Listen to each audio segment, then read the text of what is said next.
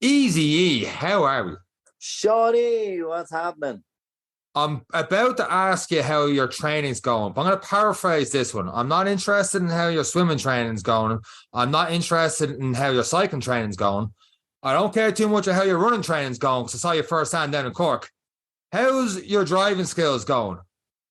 No, well, I'm working on it. So here's what we did when we were going, and none of us were driving down the Cork. We got the train down the Cork, and I was like, Eric, I have this idea. I still have this itch I need to scratch. But I need a running crew for her. And you're like, say no more. I have an idea. We'll get the camper van down. I'll just let you get a license, no buy, whatever. I was like, right.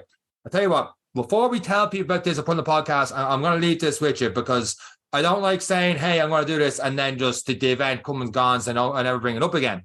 So we're down in Cork after the marathon. We had a few beers, we recorded the podcast and everything else. And Seán came over and he was like, well, Seán, what do you have next? And I'm like, I'm toying one or two different ideas, but at the moment, the Dublin Marathon's the next big one.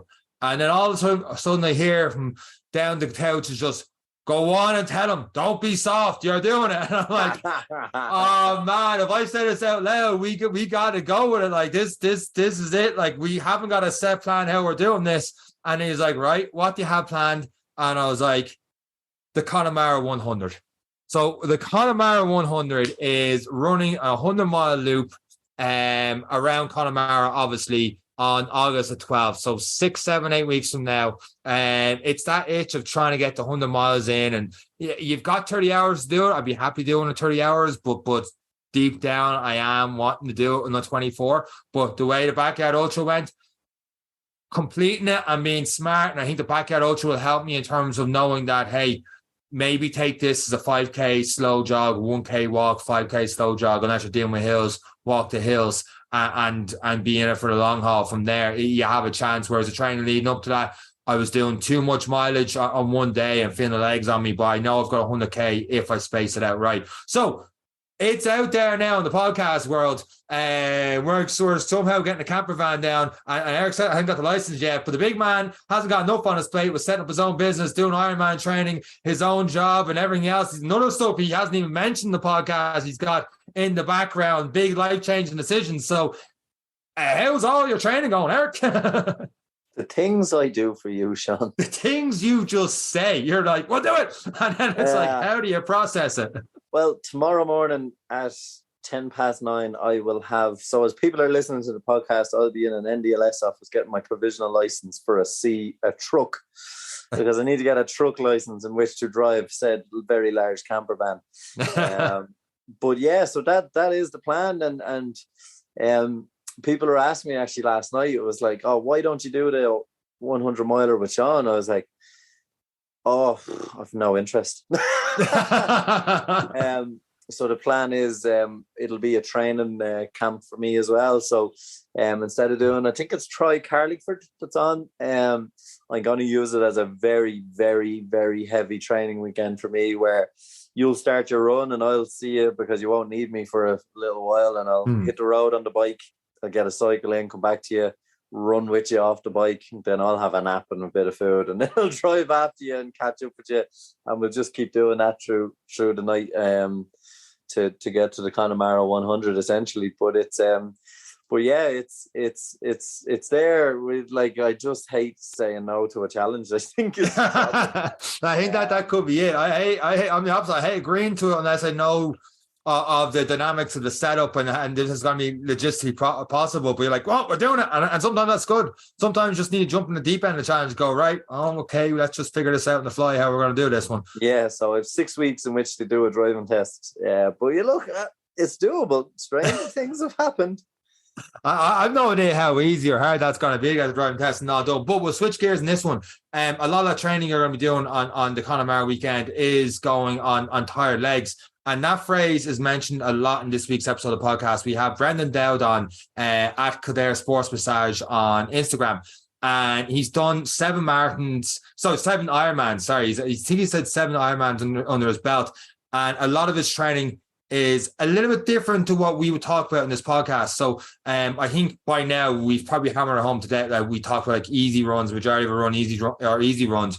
But you'll hear near the start of this podcast, Brendan's got a sub 3 hour marathon under his belt, and he talks about what's called drop runs, which is a phrase I never heard of before. Like, what the hell is a drop run? You just keep running as fast as you can till you drop down to the ground and can't give any more. What's the story with it? But it's an interesting concept, and it's a great thing having guests and stuff to podcast where they have just different views. So when you're listening to it going, oh, would that suit me better or not suit me better? And he talks about how he does, obviously with his job and all, he prioritizes recovery a lot to be running that little bit hard. I'm not saying everyone's like that.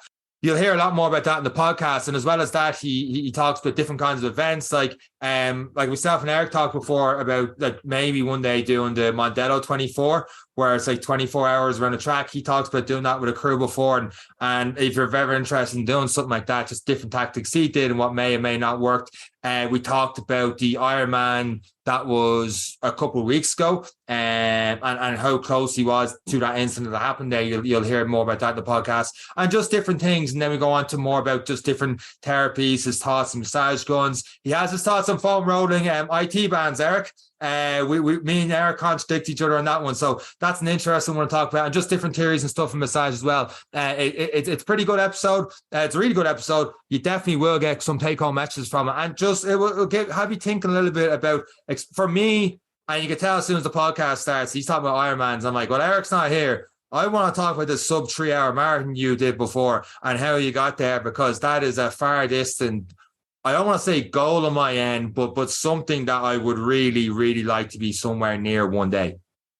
Yeah, it's a good one. Unfortunately, I missed this one, but it's a fantastic listen. It is something, kind of one of those, and kind of right. I like being in these conversations. That's why I love this podcast. It's a chance to be involved in the conversation about training, but I hate the fact that I had to listen to it because I wasn't involved in the conversation. But an absolute fantastic listen. Brendan speaks so well on all of these topics, and there's great nuggets in there for a lot of people who are doing a lot of training over the next little while. With that said, we'll get into this week's episode of the Any Given Runday Podcast. Let's go.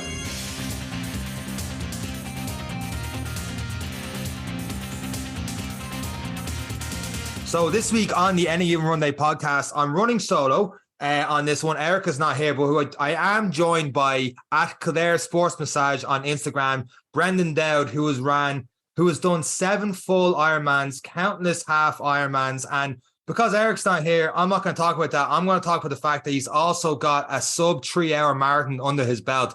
Brendan, welcome to the Any Given Runday Podcast. How are you?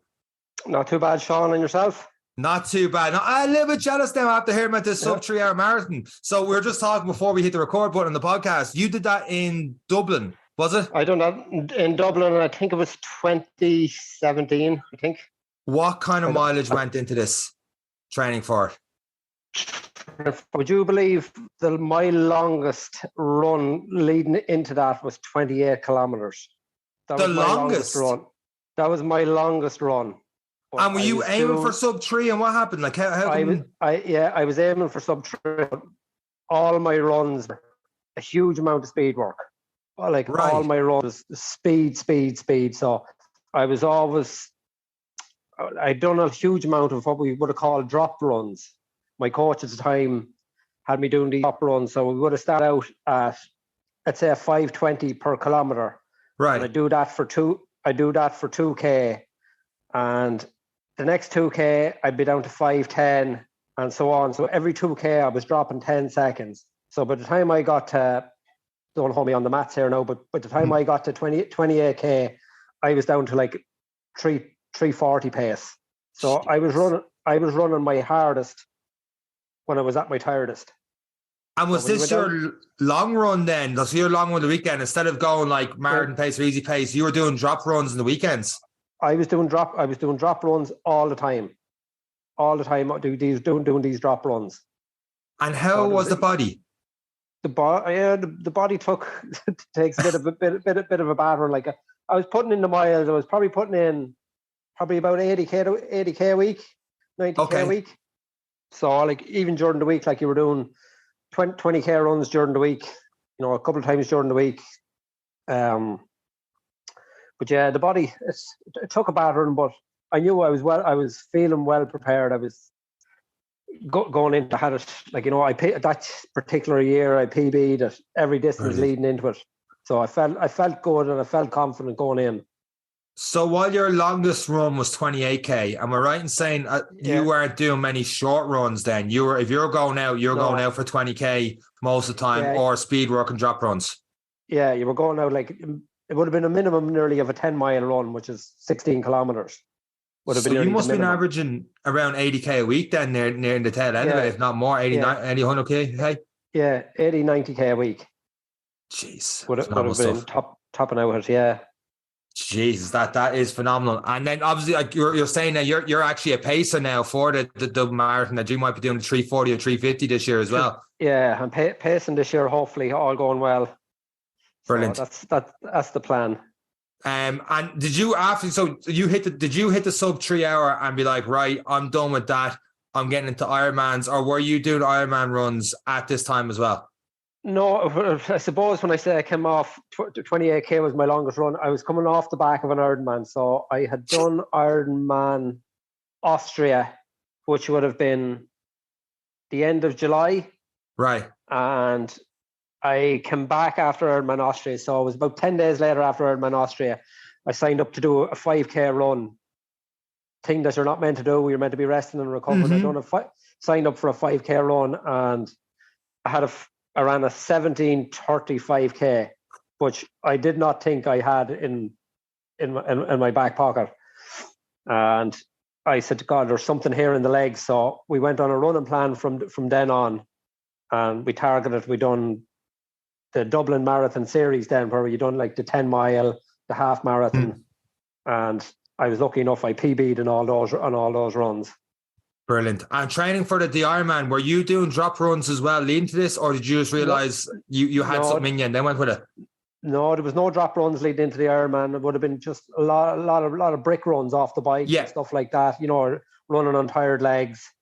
Very little speed work. So I don't know where this speed work came out of, but it was there. I'd lost a good bit of weight leading into that Ironman, which definitely helped. There's something in it there with the tired legs thing. You've mentioned that a few times, that running on tired legs seems to be to straighten you up, that when you get somewhere fresh again, you're good to go, which is great to hear a physio saying that. It's tired. Going on tired legs is good, because you do, when you go out on a fresh day, then you feel good. Brilliant. We can't talk about the Ironman too much. I mentioned the fact that you did the Ironman, would be 2 weeks ago by the time this podcast comes out, in Hamburg, and you're getting a lot of compliments for a hell of a time, but you also had quite an experience over there. Yeah, I had some great messages coming through thinking that I get a motor on my bicycle. But no, there wasn't the fact that I didn't get to complete the full course due to a tragic event on the course. There was, unfortunately, somebody lost their life on the course with an accident, and I was on this accident pretty quick after it happened, and my race was stopped for a period of time, and we were kind of diverted off the course, and then kind of back towards the start. So my race was, about 30 kilometers short on the bicycle. Right. So the guts of my finishing time was 10:23, I think, 10:22. Time became irrelevant after the tragic event, so I didn't really get caught up on it too much. But if people were looking at it, you could definitely add another 50 minutes onto my time there, I suppose. Understandable. Just to refocus after that then must have been, or did you know much at the time what was happening, or did you have an idea?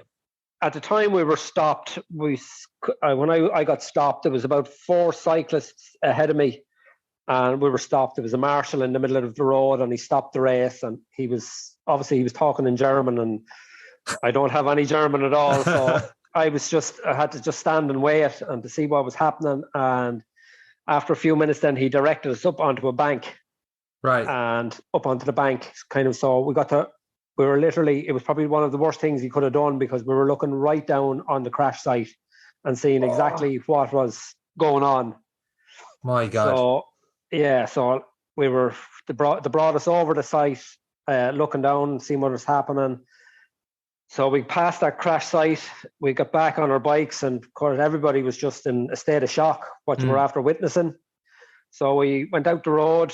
I can't even remember what the distance would have been, and I'm guessing around 5 kilometers. Okay. And there was another marshal on the road, stopping again, waving his arms. And at this point, it was kind of a bunch of us had kind of gathered after, the initial stop. So it was a group of maybe about 50 people. And again, this marshal was talking in German, and I said, "Can somebody translate it?" And he says, somebody said there was another accident, another serious accident, and we had to go back. So we were diverted back to the original crash site, where all the emergency services were there, and there was helicopter, air ambulance and all had arrived. And again, we were stopped. And at this point, I was thinking, this race is pulled, and probably rightly so. Yeah. This can't continue. And again, a marshal came and says, "Guys, go back up over this bank again and back down the far side." So we were meeting the oncoming cyclists. So, but that's the way the race was meant to go. It was meant to be an out and back course. Mm-hmm. So we continued on, and I happened to meet another Irish guy, and he says, "What's the story now?" And I says, "I presume that's it. I don't know." We were kind of oblivious to what was going on. He says, "Do we just carry on?" And I says, "Look, it's looking that way, because people had just raced on, but your head was just thinking, what's after happening here behind us?" It was phenomenal scenes to watch. Just to process that, and then the process. Like we always talk about in the podcast about going for a run afterwards, and the run helps clear your head. But geez, when you're after seeing what you saw and then having to face a 42K run afterwards is I don't even know how to describe something like that, really. No, it was hard, because I knew my wife was over to support, and I knew I was after missing the time and maths, from the out and back. And I knew she was going to be quite worried. Yeah. what was going on. And obviously it was an emotional day when I got back into the city and seeing her, and I was trying to explain to her, she had heard, because it was all over social media what was after happening. And of course she had the worry of, was I involved or was I not involved, because I'd missed the time and math. It's so hard. So it was so hard. So it was an emotional kind of time there for a few minutes, I was so close to what could have been. Yeah, because you're only a couple of cyclists, literally just a couple of cyclists in front of you. That's all it was really there. Yeah. My God, Brendan, that's it doesn't bear thinking about, man. Doesn't bear. Look, it's only a sport at the end of the day, and we all want to go out and just enjoy it and come home safe, and that's the main thing. 100%. It's just unbelievable. I'm not going to lie, I don't even know how to move on from that, but we'll try. You did the Mondelo 24 before, and what that is, people don't know, is a Mondelo race. You can either do it by yourself, group of 2, group of 4, or group of 8, and you pretty much try and accumulate as many laps as you can in 24 hours. I'm not a good cyclist at all, but I'm very intrigued with this kind of race. What was that like doing? Mondelo was a brilliant event. Really good. Highly recommended. Yeah.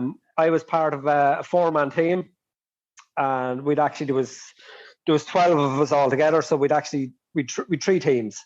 Right. And we had our own pit garage and all, and it was just, the camaraderie was unbelievable experience. Deadly. Really good. Up for the whole 24 hours straight on through? We done, as I said, I was probably dozed off for maybe a couple of minutes here and there. We went with a strategy that we'd said we'd do 7 laps at a time. So 7 laps was taking you probably around, I think it was about 35 minutes. Thereabouts. I think 7 laps was giving us just shy of 22 kilometers, I think. 21 kilometers. I can't remember exactly. And if you were lucky enough to get into a bunch, so if you got into a group, you'd go do an extra lap, because it made it so much easier. when you got into a group and you got the draft off the group in front, it was easy to pick up the pace and just hold it. But if you're riding solo, it was 7 laps and out. That was the deal. So it was roughly every 2 hours, a little over 2 hours, that you were back on the bike again. So you get 35 minutes and then 2 hours. Sorry, no, less actually. So Jesus, less. Yeah, 30 by stream. I'm doing my own maths in this one. We'll keep this part of the podcast. 90 minutes or so. Yeah, 90, every hour and a half. Yeah. You're back on again. We were back on again, but the team I was on, we actually ended up only with towards the end of it, we only ended up with 2 good. It was only me and another guy left. What happened? Because with one guy went out with injury, and another guy he was a really, really good cyclist. He was an A1 cyclist. Yeah. On our team, and he gave it everything he could for the first few hours. Like, he was averaging 40 odd K an hour. Jeez. And he went so hard so early on. When it came to the middle of the night, he was just gone.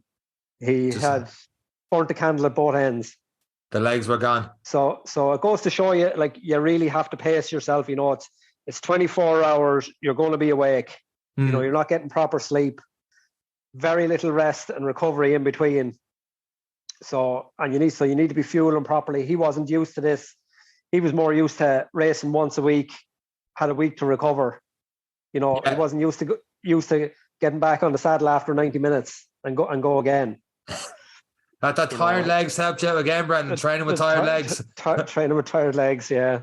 If you were to do it again, or someone was listening, was thinking about doing it, I know it's on. I think it's on next weekend. Next month, is it? It's the 20. What date is today? Today is the 14th. So it's the 20. The longest day of the year. So 21st. 21st. Yeah, it's that weekend. Okay. So it's coming up this weekend. Oh, brilliant. Okay. I wasn't too sure it was then or before or after in Kerry. If you were to do it again, would you recommend the 7-lap strategy, or would you go more time-based, or what way would you have done it? I changed the strategy during the night to give people proper rest. So right. I'd go like a 2 hour. I'd go in for 2 hours during the night.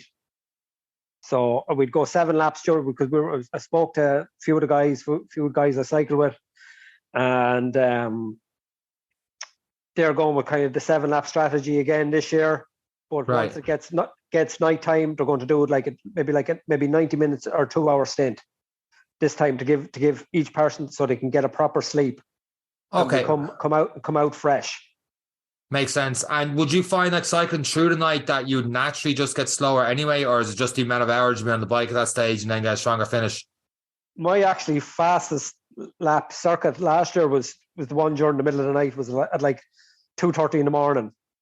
That was my now it could have been a combination that the wind had died down.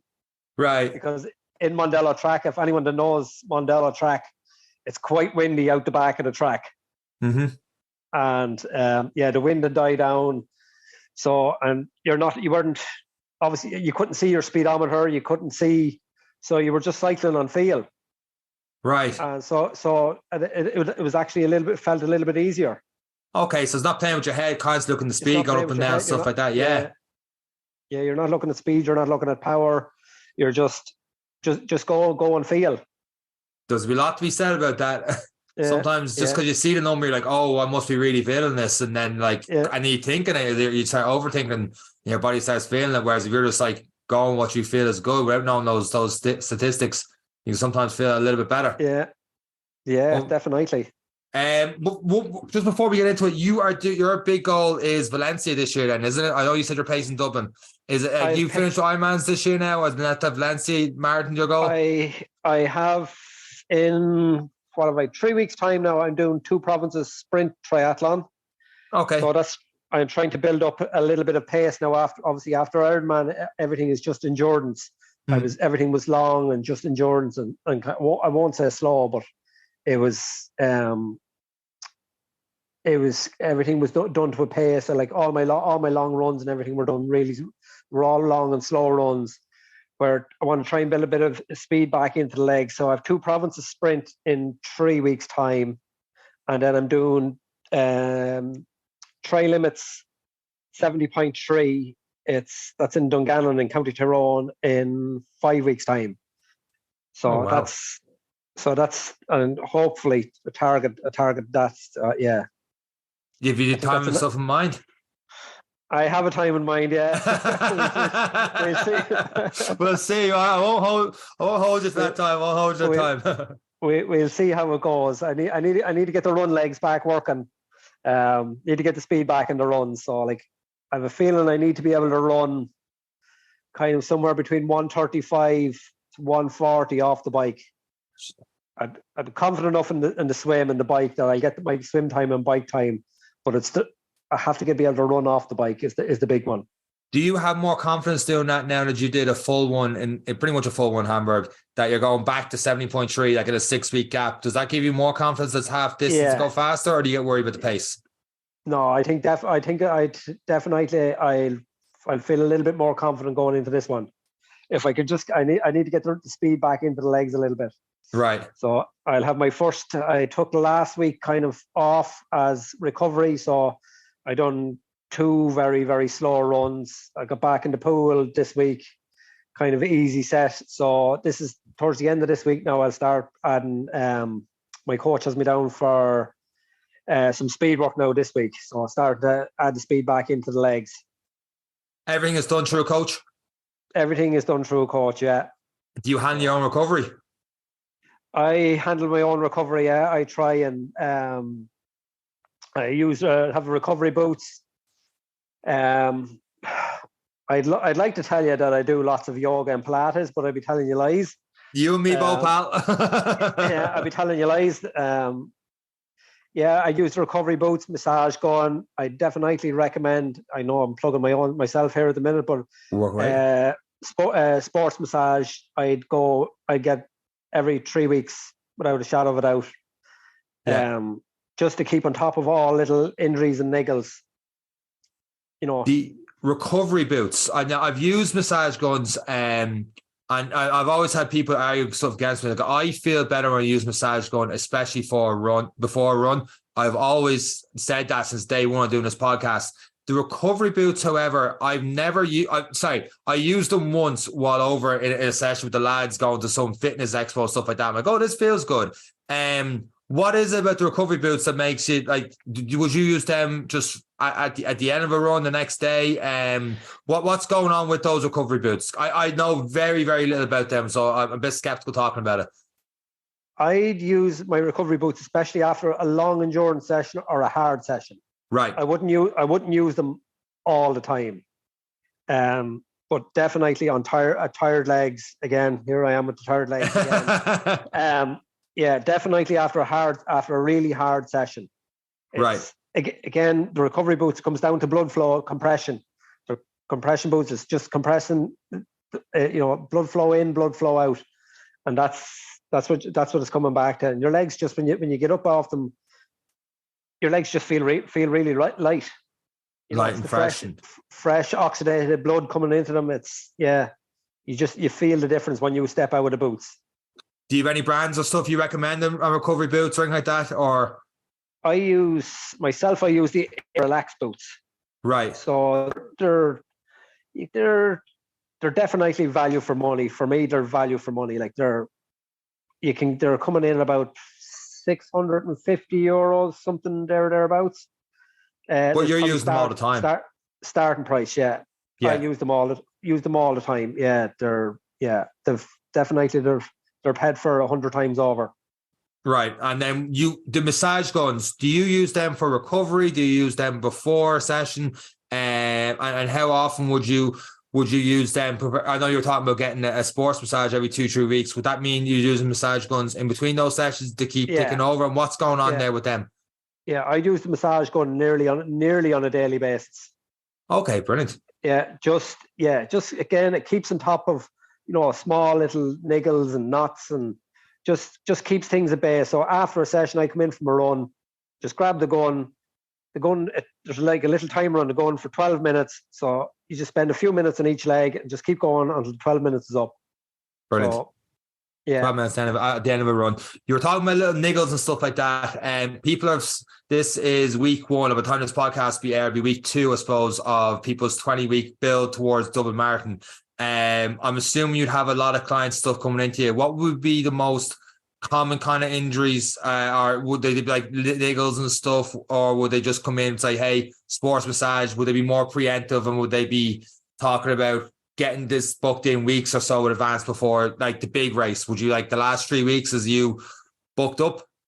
Like last year coming into Dublin Marathon, I was unbelievable. I was so busy. I had people booked in from early this year, from January, booking their slots because they were fearful of missing out because last year things were so busy. So yeah, brilliant. So like brilliant for you. Some people are well ahead of the game. It was gas, like even to have the booked in for slots for Cork IronMan Mondelo 24. People booked in.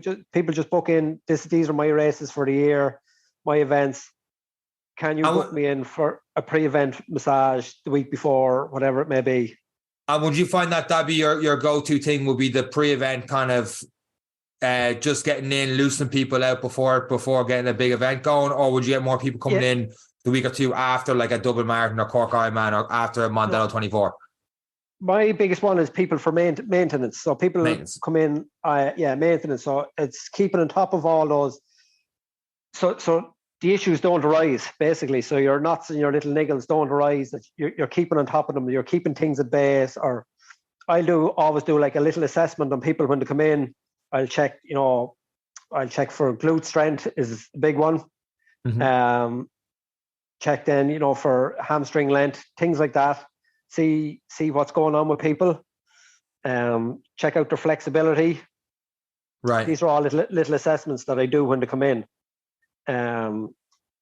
So people then they'll feel that where they are from the last time they were here, right? They'll know, right? Well, how am I feeling since the last time I was in? Yeah. So they'll come. I'd have a clientele that come. Most people that book when they're leaving to book again. Everybody's different. You'll have people. I've some clients that come every 2 weeks. Some people come every 4 weeks. Some every 6 weeks. It's built like that. It's just maintenance to figure out what works for them. Yeah, they'll know what works for them. Well, I know I can get to 4 weeks or 5 weeks, 6 weeks, whatever it may be, without feeling tight and sore, and so they know that's how far they can get, and they have their maintenance slot there. That's it, booked in. Brilliant. Do you recommend any sort of in between treatments for them, or would you say recovery boots? Do you I know you say you don't do yoga, Pilates too much, and for the record, I love to say I do as well. I don't. Yeah. Do you? What I'm really getting at is, do you prioritize any sort of strength training, gym work, or would you be more just doing your bike swims and cycle? Sorry, your bike swim and run. Bike swim and run. Well, definitely, I can't emphasize to people enough to do band work. Right. Okay. Interesting. Band work. Yeah. Definitely keep injuries at bay. Like most of injuries that I'd see coming in, people say, I'm sore lower back, my quads are sore, my hamstrings are sore. 9 times out of 10, you go back to it, you go through it, people have weak glutes. Okay. Or glutes, I won't call them weak. Glutes that are not active. Right. So they're failing to fire. Mm-hmm. And in turn, then that causes a lot of issues down the road. So and what kind of you talking about mini band work then, is it? Yeah, your mini band work. So keep so like activation. You can do band work even with your glute bridges, things like that. Your side steps, your skaters, all that sort of stuff. Right. Yeah, definitely. Strength and conditioning is a big part to play. Mm-hmm. Personally, I'm glad you said that. Definitely. Yeah. You have to do it. Yeah. I neglected it myself. I got away with it for years. Before I became a sports massage therapist, I worked in an engineering industry, and of course, I was lifting and dragging. I was doing strength and conditioning on a daily basis without actually doing it, because of a physical job. Right. And I got away with it. So I started them when I started to change career, when I went re-educated myself. I didn't think I had to go and do strength and conditioning because I got away with it for years. And the injury started to appear. Right. So it's so important to keep on top. So the band. You've a coach with you. Do you just do your own kind of strength conditioning, or is a coach with you? And how many times a week would you be recommending strength conditioning work? I'll do. I don't do a whole lot, right? Well, I would say I don't do a whole lot. I'd probably put in 20 minutes 3 times a week. Okay. 20 minutes 3 times a week, just a little bit of band work, just to keep things at base, keep the strength, keep the glutes active, keep the quads active. That's what I put in. Every year I say I'm going to spend the winter in the gym, but it hasn't materialized yet. Well, you're booking marathons at the end of the year. You can't really spend the winter in the gym, Brendan. Winter in the gym. So hopefully I might get down to ABC now towards Christmas time. Well, that's the first time I met you. I was in there after training the senior team, and I was just mopping away. And you walked in. You're like, I think it was another player there, and he was like, he thought you were looking for him. I was like, no, this man I need to see. And I was like, oh, what did I do now? I thought I messed up or something, the team. And that's the first time I met you, was there in the gym. Yeah. No, that's when I do it down. I do a little bit of work with the Clane senior footballers. So I look after them on a weekly basis down there. Brilliant. So just trying to keep guys, keep them at float, we'll say. One of the main excuses people have, and an excuse sounds harsh, but it is a thing, is they don't have enough time to train. You kind of you're doing everything now with the Kildare Sports Therapy. You're doing you're training for IronMans, you're training for marathons, you're also helping the Clane team out. You got your own business going. How are you fitting it all in? I won't lie, it's hard. It's tough going. It's early mornings. Mm-hmm. So up early in the morning, try and get the training done early in the mornings as best I can. To put that into perspective, I've seen your Strava sometimes early in the mornings. You're getting up at a silly o'clock doing like 2,000 meters and swimming. Like, that's bananas to me. Yeah. Yeah. Normally I'd be in the pool there for 6 a.m. in the mornings. That's yeah. So I'd be up, the alarm would go off at about 20 past 5. Jeez. Yeah, 20 past 5 to get in for the swim. And then back into work there, and you're straight on through for the day. Because like you finished the Clane team there at 9 o'clock tonight. Like, that's a long out day. Yeah, it's a long day. I split. Sometimes I'm lucky enough, because I do work for myself, that I can split my day. Now, not all the time. So sometimes I have maybe an hour or two off during the middle of the day that I can get a set in. So like today, I don't know whether you've seen I don't know if I even put it on Strava there today. I had a turbo set there for an hour. Not something I wanted to be doing out there today. It was on a turbo, and it's 26 degrees out here. Absolutely not. I'd rather been on the road, but yeah, you have to do what you're told too. Yeah, that's fair enough. That's fair enough. It's great you have that coach just kind of keep discipline to what you have to do there. Just going back to the massage thing for a second, so just look at my notes there. One of the things myself and Eric always argue over is foam rolling, and in particular the IT band. Do you foam roll the IT band, or is it a tendon? I'm putting you on the spot there. if you're foam rolling the IT band, you know what you're doing. You're hurting yourself.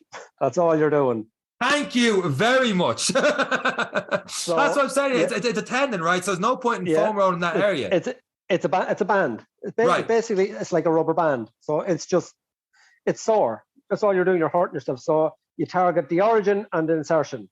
So basically, up near at the hip joint, up towards what would call your TFL, and down at the knee where it inserts into the knee. They're the two areas where it originates and inserts. The two areas you target for a tight IT band. Now, people listening to this podcast, they've gotten something out of this. No, there's no point in butchering yourself in the gym, foam rolling the IT band, putting yourself in pain, because you're getting very little to absolutely nothing out of it. No, soreness. That's all you're getting out of it. Yeah, that doesn't sound like fun at all to me. Couple of quick things before we wrap this up, just on that kind of I can't even think of the right word right now, but using massage balls and stuff in on the glutes, would you recommend that, or would you just go straight to massage gun and band work? No, I use the ball. I use the ball myself, definitely, to get in good and deep. The glute, definitely. I would recommend it. Nothing beats deep tissue, the hand work, getting the blood flow, because at the end of the day, everything comes back to blood flow. Get the blood flowing, oxygenated blood through the system, and that's what it's about. Not sitting on finding a sore point and just sitting on a ball. That does nothing. That's what you're doing, is you're causing a trauma. Okay. What you're doing there, like, you're actually restricting blood flow. So you're better off to keep moving, keep it rolling. If you're using the ball, make sure you don't stop. Here's the sore point. I'm going to sit on this here for a minute. Keep moving. Don't cause the trauma. And there's that, there's a lot of us out there thinking we are doing, we don't, and we're like, ooh, it's going to be a trigger point or something, because sometimes you feel that little knot in that little poof when someone else is doing a massage on you. Can a ball go that deep, or you actually need a person digging in to get that deep to get that true effect? Trigger points. Like for the trigger point, you're targeting, what we'd call stripping. Right. So you'd strip over that knot or area to try and release that area. You wouldn't keep your finger on it for too long. Okay. It'd be a slow movement over the area. I get you. Yeah. No, go ahead. Sorry. Yeah, I was going to say, another technique I use, I use some dry needling sometimes to release, like, especially calves, quads, hamstrings. I'd be a big fan of the dry needling around that area. And cupping? Cupping, yes. Again, cupping is quite, it's a little bit different than massage, where massage is you're compressing muscle to bone.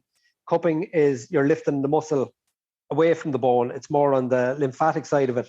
You're allowing all your nutrients then to flow through. That's kind of the behind cupping. That's the theory behind cupping. When you see something like, I don't know if you follow, there's a famous ex-American football player called James Harrison. He's just this big, massive tank of a guy, and he for some reason he's got to come to mind first. When you see cupping, it's literally just like his entire back has got like in billions of these cupping things. And my point is, can anyone just cup anywhere as long as it's muscle on the back or leg or something like that, or is there an art to cupping? Obviously, with dry needling, you want to get to a certain point, and you feel like anyone's got dry needling knows that trigger they feel when someone gets it right. But with cupping, I haven't a clue. The cupping, again, like you've loads of contraindications, but no matter what practice you take up, you want to be careful. Like, there's certain areas you're not going to be cupping over your heart muscle. Right. Your heart is a muscle. You're like, place things you have to be careful too. But in general, you are fairly okay. Okay. Yeah. Everyone's rushing out now to get all these cupping things. No. You have to be cautious as well. Like, again, medical conditions. You have to be careful what you're doing. Heart disease, all the different diabetes. You have to be careful what you're doing.